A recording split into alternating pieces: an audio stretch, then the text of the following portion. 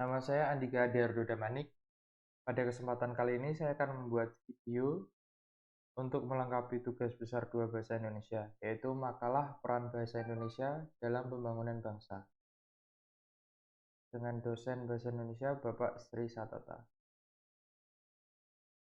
Kata pengantar, puji syukur saya panjatkan kehadapan Tuhan Yang Maha Esa karena atas berkat rahmat-Nya, makalah ini dapat saya buat.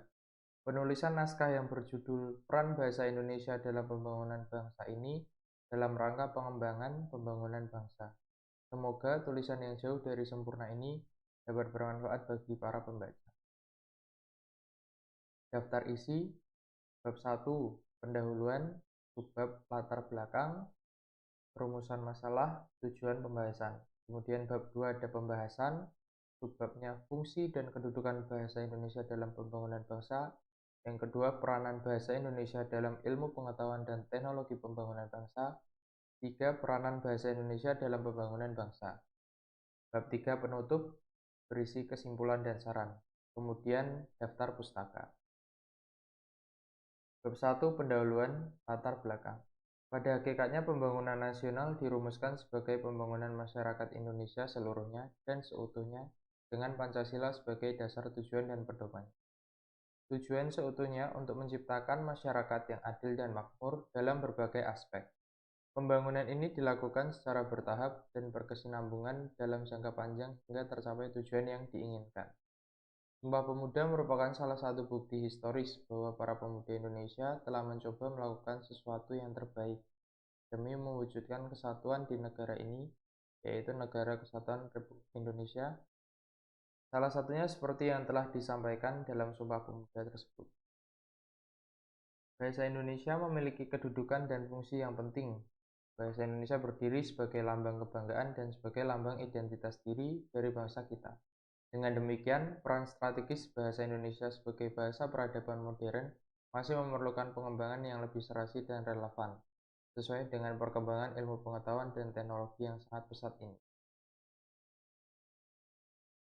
Rumusan masalah, apakah fungsi dan kedudukan bahasa Indonesia dalam pembangunan bangsa? 2. Bagaimana peranan bahasa Indonesia dalam ilmu pengetahuan dan teknologi pembangunan bangsa? 3. Bagaimanakah peranan bahasa Indonesia dalam pembangunan bangsa? Tujuan pembahasan untuk mengetahui fungsi dan kedudukan bahasa Indonesia, kemudian untuk mengetahui peranan bahasa Indonesia di bidang iptek, kemudian untuk mengetahui peranan bahasa Indonesia dalam pembangunan bangsa. Bab 2 pembahasan fungsi dan kedudukan bahasa Indonesia dalam pembangunan bangsa. Kedudukan dan fungsi bahasa Indonesia sudah dibakukan. Pembakuan ini terjadi sejak dilaksanakannya Seminar Nasional Bahasa dan Sastra di Jakarta tahun 1975. Berdasarkan hasil seminar ini disebutkan bahwa bahasa Indonesia berkedudukan sebagai bahasa nasional secara resmi dimulai tahun 1928, yaitu sejak Sumpah Pemuda. Sejak itulah bahasa Indonesia diakui sebagai bahasa nasional oleh seluruh bangsa Indonesia. Dalam kedudukannya sebagai bahasa nasional, bahasa Indonesia mempunyai 4 fungsi, yaitu sebagai lambang kedaulatan semangat kebangsaan Indonesia, kebulatan, kedua sebagai lambang identitas nasional, 3. Sebagai alat penyatuan berbagai masyarakat yang berbeda-beda latar belakang, kebahasaan, kebudayaan, kesukuan ke dalam satu masyarakat nasional, dan sebagai alat perhubungan antar suku, antar daerah, dan antar budaya. Selain sebagai bahasa nasional, bahasa Indonesia juga sebagai bahasa negara. Dalam kedudukannya sebagai bahasa negara secara resmi dimulai tahun 1945. Bahasa Indonesia sebagai bahasa negara, artinya bahasa Indonesia harus digunakan oleh seluruh masyarakat Indonesia dalam situasi formal yang berhubungan dengan masalah kenegaraan.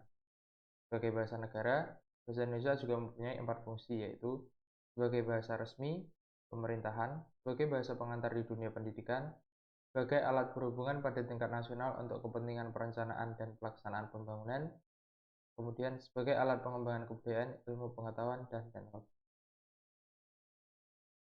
Subbab 2.2 Peranan bahasa Indonesia dalam ilmu pengetahuan dan teknologi pembangunan bangsa.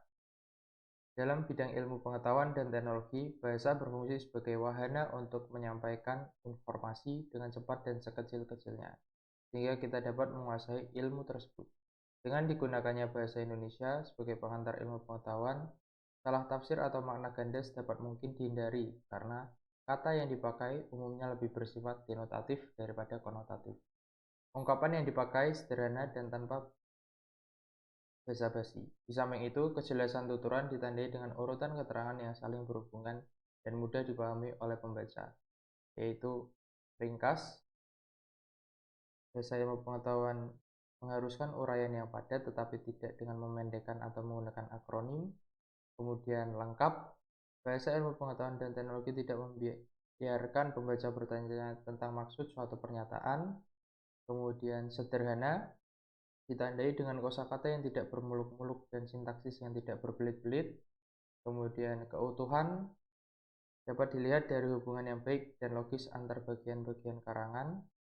Kemudian keruntutan berarti adanya keterpautan makna di dalam suatu karya tulis. Upaya pengembangan konsep iptek modern dalam bahasa Indonesia itu hanya mungkin dapat dilakukan dengan baik apabila istilah-istilah yang biasa digunakan dalam hal itu berarti untuk dapat mengembangkan bahasa Indonesia menjadi ragam iptek, langkah pertama yang harus dilakukan adalah menyusun peristilahannya. Bidang iptek itu sudah ada padanannya dalam bahasa Indonesia. Oleh karena itu, perlu dukungan dan tindak lanjut dari berbagai kelompok masyarakat seperti elit politik, pemerintah, lembaga swadaya masyarakat, pers, para pemuda dan mahasiswa, agar Sumpah Pemuda tersebut dapat diimplementasikan menuju peradaban modern. Subbab 2.3 Peranan Bahasa Indonesia dalam Pembangunan Bangsa. Bahasa Indonesia telah menyatukan berbagai lapisan masyarakat ke dalam satu kesatuan bangsa Indonesia. Bahasa Indonesia mencapai puncak perjuangan politik sejalan dengan perjuangan politik bangsa Indonesia dalam mencapai kemerdekaan pada tanggal 17 Agustus 1945. Hal ini dibuktikan dengan dijadikannya bahasa Indonesia sebagai bahasa negara pada pasal 36 Undang-Undang Dasar 1945 dan juga hasil amandemen Undang-Undang Dasar Agustus 2002. Kedudukan dan peranan bahasa Indonesia sebagai bahasa negara telah menempatkan bahasa Indonesia sebagai bahasa ilmu pengetahuan, teknologi, dan seni. Iptek berkembang terus sejalan dengan perkembangan yang terjadi dalam kehidupan masyarakat dan bangsa Indonesia. Perkembangan iptek yang didukung oleh perkembangan teknologi komunikasi dan informasi seperti internet, media sosial, email, e-bisnis, e-commerce, TV edukasi, dan lain-lain yang melaju demikian pesatnya memasuki abad ke-21 ini. Peranan bahasa Indonesia dan bahasa daerah semakin penting di dalam era otonomi daerah. Penyelenggaraan otonomi daerah yang dilaksanakan dengan prinsip-prinsip demokrasi, peran serta masyarakat akan mendorong dan menumbuhkan prakarsa dan kreativitas daerah. Hal ini tercermin dari kewenangan-kewenangan yang telah diserahkan ke daerah dalam wujud otonomi yang luas, nyata, dan tanggung jawab.